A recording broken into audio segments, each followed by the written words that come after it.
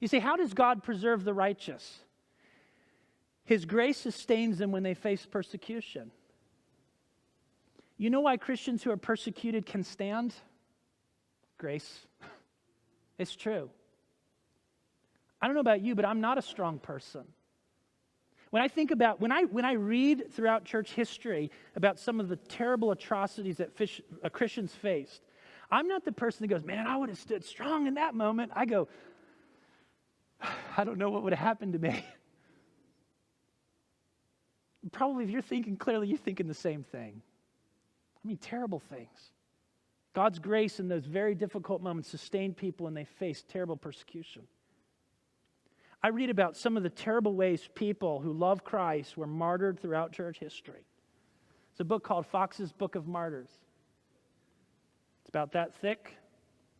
And if you read it, you'll be gripped by those stories. Gripped by those stories. And you know what? God's grace upholds people who are even willing to put their life on the line. They say, I'm not going to recant. I'm not going to turn away from the truth. Whatever it costs me, I stand. That's the grace of God. His grace preserves a remnant who one day rebuilds the future. One of the things that I deeply am convinced of is that as God's people, our focus should simply be to be faithful.